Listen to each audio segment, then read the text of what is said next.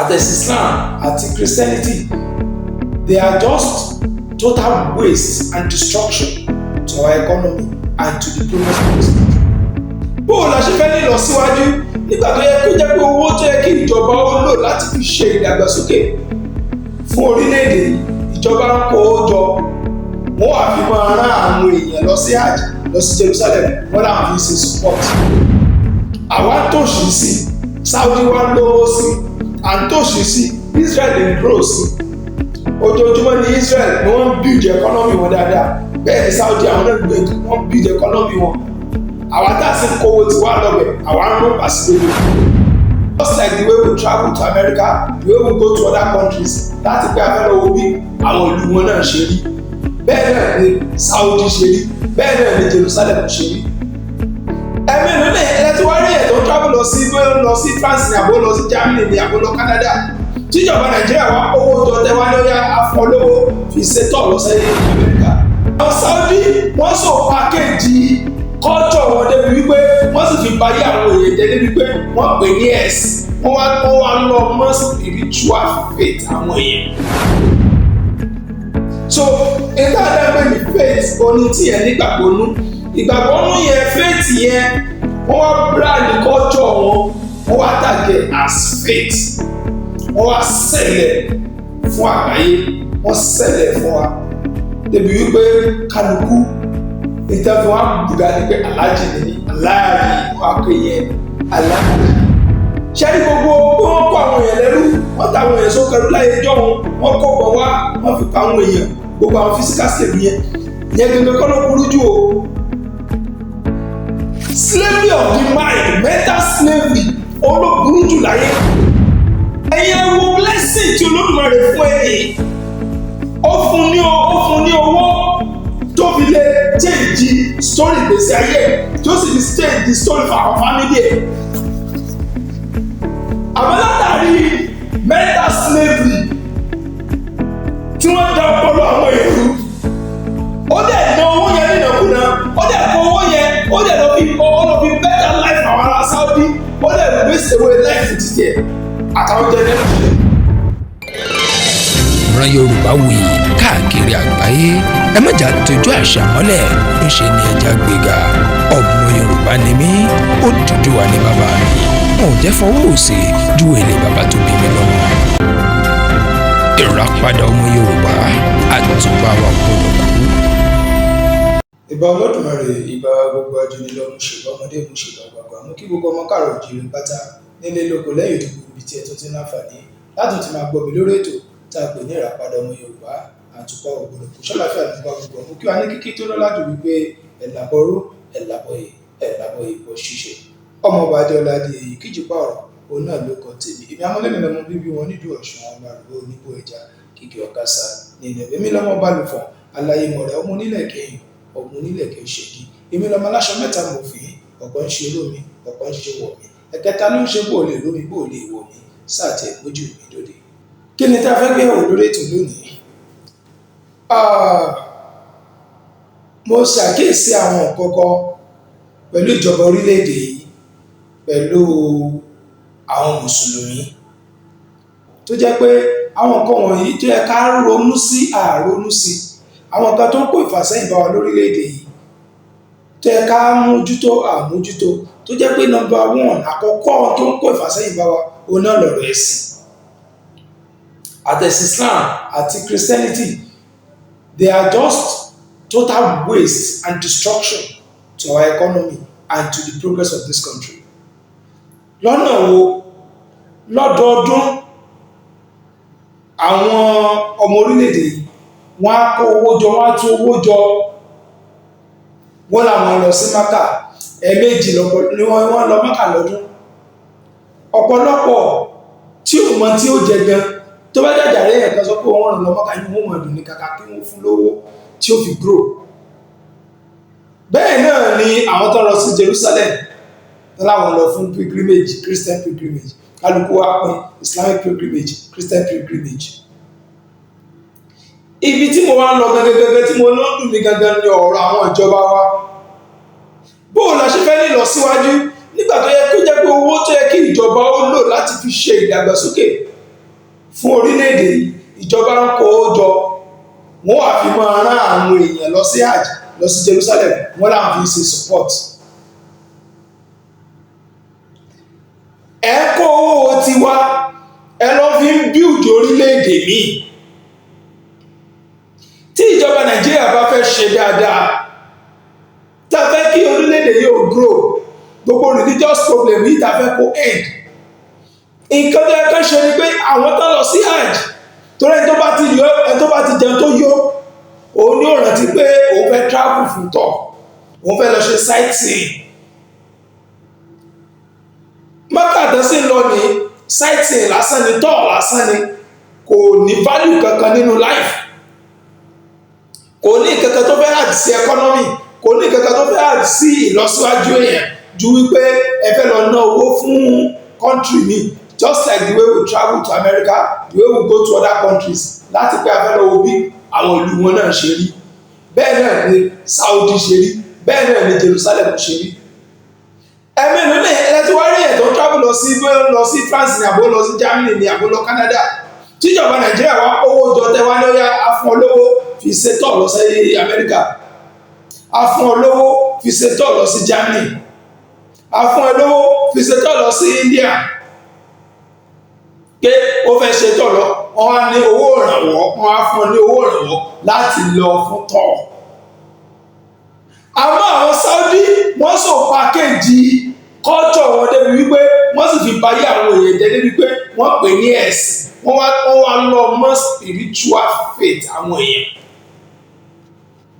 so ìdáadáa ní faith oní tí yẹn nígbàgbọ́nú, ìgbàgbọ́nú yẹn, faith yẹn, wọ́n wá brand culture wọn, wọ́n wá tàgẹ̀ as faith, wọ́n wá sẹ̀lẹ̀ fún àgbáyé, wọ́n sẹ̀lẹ̀ fún wa débi wípé kálukú ìtẹ́fún wa bùgá ni pé aláàjì nìyí, aláàjì wọ́n á pè yẹn aláàjì. kí sì ní túmọ̀ aláàjì? àlejò. ìjọba wọn kó owó ribiribi, wọ́n wá kó lé àwọn kan wọ̀nyí, àwọn tí wọ́n ṣe tọ̀, tí wọ́n ṣe ìrìn àjò afẹ́ lọ sí Saudi, wọ́n wá kó owó tiwa, wọ́n kó fún wọn láti fi rán wọn lọ.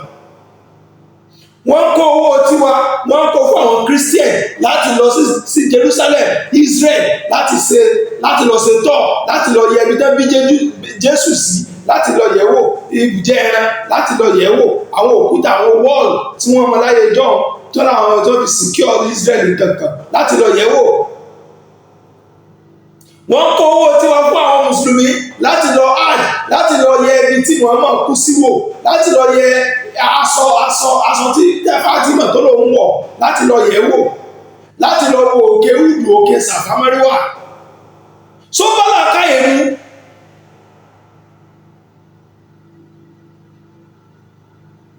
àmọ́ ìtọ́jẹ́ indigenous faith titiwa apá ti torí pé a believe nínú nǹkan titiwa, àwa tòṣì sí, Saudi wa lówó sí, à ń tòṣì sí, Israel ń grow sí.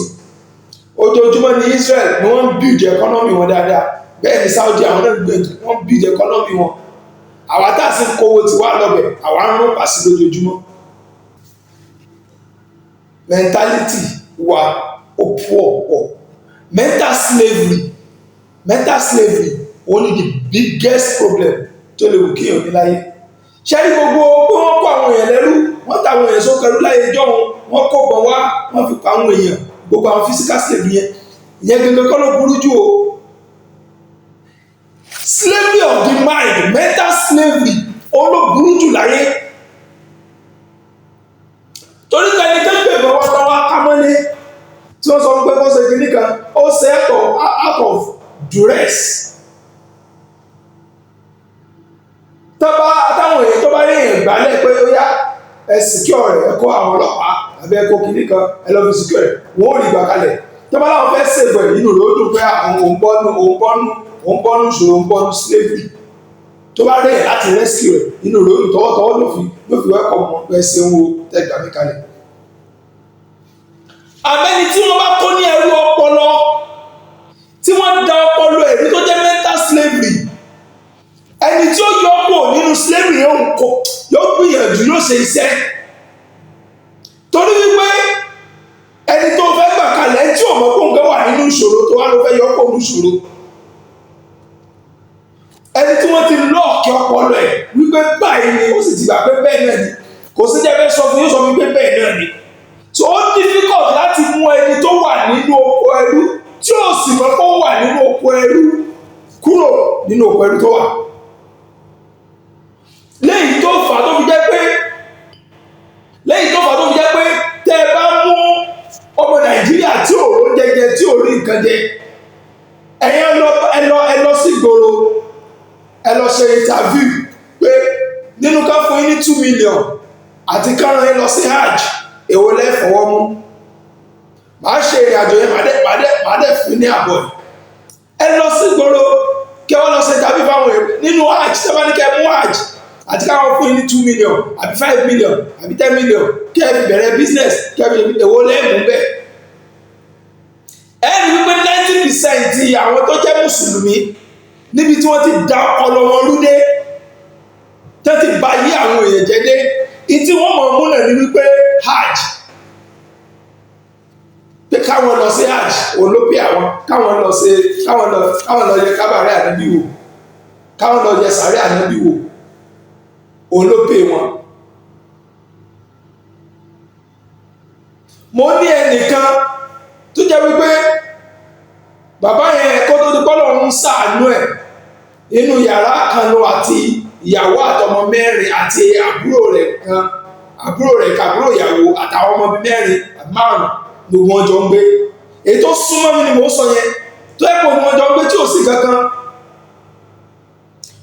Ẹni yẹn ti ń kọ́ ilé láti bí over 20 years tí ò rí ní yẹn parí. Àgbàlagbà ni bàbá yẹn tí ò rí ní yẹn parí.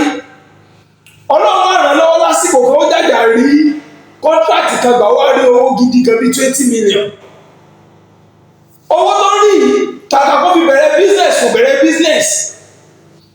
Kó tiẹ̀ òkè owó tiẹ̀ nílé iṣẹ́ kan kò ní. Sẹ́mi tí bàbá yìí ṣe níbi tí wọ́n ti dá ọpọlọ àwọn èèyàn lórílẹ̀. Gbàrà tó rí owó yẹn, ọ̀rọ̀ tí mo sọ yìí yóò ti mọ lọ kó bóyá bí 10-15 years. Gbàrà tí ó rówó yẹn, ìtọ́ ọkọ̀ ṣe ni pé ní ọdún ẹwọ yẹn tí 20 million jẹ́ nígbà tí mo sọ yìí. Gbàrà tó wá rówó yẹn, ó lọ hajj lọ́dún náà, ó rán ìyàwó ẹ̀ lọ, ó rán ọmọ ẹ̀ lọ àti àbúrò títí ẹ̀. Àwọn mẹ́rin ni wọ́n jọ lọ hajj lọ́dún náà. Lẹ́ẹ̀kan náà àwọn mẹ́rin jọ lọ hajj. Ilé rẹ̀ tó ń kọ́ yẹn ó sàkọ́ bá gbé kan sàríbi kó lọ. Wọ́n parí ẹ̀ bákan wọn kó lọ. Kì í ṣe pé wọ́n fọ́nìṣẹ̀, wọ́n kó lọ bẹ̀, wọ́n lọ gbé bẹ̀. Lọ́dún àkọ́kọ́, òun àti ìyàwó àtọmọ àtẹ̀bùrò àwọn mẹ́rin ni wọ́n lọ sí hajj. Ọdún kejì tó tún tẹ̀lé, àwọn mẹ́ta náà tún jọ lọ sí hajj, tó jẹ́ pọ̀ nìkan òun ló sì rán gbogbo wọn lọ. Ẹni tí mo sọ yìí ti ṣe hajj lẹ́ẹ̀mẹ́ta, ó sì ti rán àwọn èèyàn rẹ̀ tó kù lọ sí hajj. Lọ́wọ́lọ́wọ́ tí mo sọ yìí, ẹni tí mo sọ yìí kò wá ní ìkankan mọ́, gbogbo òye ti tán. Kò ní ìkankan mọ́, kò rí ìkankan dé bá mọ́. Wọ́n rán manage wẹ́rẹ́wẹ́rẹ́. Àmọ́ kí Musa fẹ́ fà lọ́wọ́ ọ̀rọ̀ yìí ni pé ẹ̀yin ẹ wo blessing tí Olódùmarè fún ẹni. Ó fún ní owó tó fi lè change story ìgbésí ayé, tó sì fi change the story for our family ẹ̀. Àmọ́ látàrí mental slavery tí wọ́n dá ọpọlọ àwọn èèyàn rú, ó dẹ̀ ná owó yẹn nínàkúnà, ó dẹ̀ kó owó yẹn, ó dẹ̀ lọ fi better life àwọn ará Saudi, ó dẹ̀ waste away life títí ẹ̀ àtàwọn generation.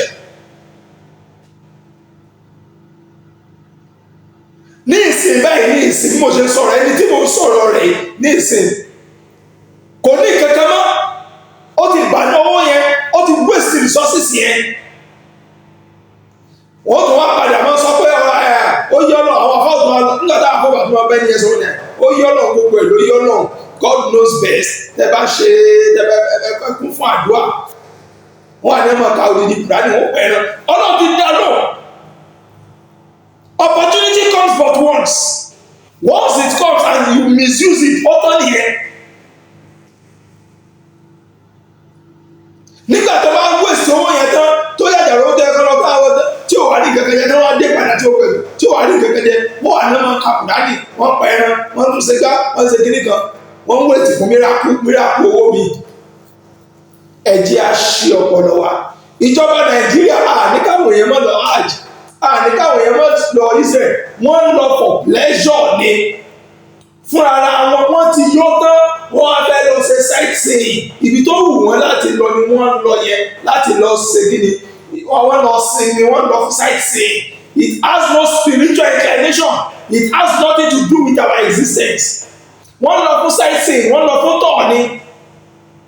ẹ má kó owó tiwa láti kó fún àwọn èèyàn kan lọ fún tọ̀ mọ́. Let them go for their tour if they want to go for their tour. Tábàsì tó fẹ́ lọ ó ní oye tẹ́ kí wọ́n san sí àkójọba Nàìjíríà. Bẹ́ẹ̀ ni gbogbo country ni wọ́n ṣe tó fi mọ́ Saudi tó fi mọ́ Israel. Wọ́n gba tax lórí gbogbo àwọn tá a bá fẹ́ travel out. Tẹ́ ẹ bá fẹ́ lọ fọ́pẹ̀rẹ̀ tí ọmọ Amẹ́ríkà bá fẹ́ lọ sí tó bá fẹ́ wá sí country mi. Ó ní tax tí ó san, ó ní oye tí ó san. Lílọ Saudi sọ̀fẹ́ dà ó. Bó ṣe ń lọ ní gbogbo hòtẹ́ẹ̀lì ni wọ́n ti book tán. Àwọn hòtẹ́ẹ̀lì gbogbo náà san tax. Wọ́n jẹun, àwọn èèyàn jẹun, wọ́n gbogbo àsìkò yẹn lọ́nà wọn billions in dollars in Riyadh. Tí àwọn country yẹn rí. Àwọn alówó sí wọn fowó tí ń build. Wọ́n wà kó yín lọ fi invest l'Amẹ́ríkà. Wọ́n wà kó Kùránì. Wọ́n kó afẹ́yìn bí wọ́n ní kẹ́yìn ọmọ ka Kùránì. Ṣé ẹ̀rí orí wa ò pé ni? Ẹja ronú, ẹja máa ń tà ń ṣe. Ẹja pẹ̀rẹ̀ wa wálé. Ìjọba Nàìjíríà ẹ má sọ wá dolo sí tán pẹ̀lú kíkó wa fáwọn èèyàn lọ sí hajj àbí kíkó wa sáwọn èèyàn lọ sí Jerusalem. Ẹ má sọ gbogbo ọmọ Nàìjíríà dolo sí tán. Ẹ má sọ Nàìjíríà into perpetual state of poverty torí pé ẹ fẹ́ grow àwọn economy àwọn ìran míì pẹ̀lú owó títí wa. Ẹ wá pè ní spiritual exercise. Spiritual exercise ti a níbi àti ìyanjú ẹ̀tàn àti ìṣetán. Ẹja ronú, ẹja mọ̀ tá à ń ṣe. Ẹja mọ̀ tá à ń ṣe. Tí nígbà míì tẹ́lá fẹ́lẹ́ àti pàdé mi lórí ètò ìtàpé ní àpàdé ọmọ Yorùbá. Ọmọọba Adéọládé Ìkejì Pààrọ̀ olóko tèmi. Èmi ò ní kú, ẹ̀yin náà ò ní kú. Ó dìgbà kan náà. Ìràpadà ọmọ Yorùbá àtúbà wa kúrò.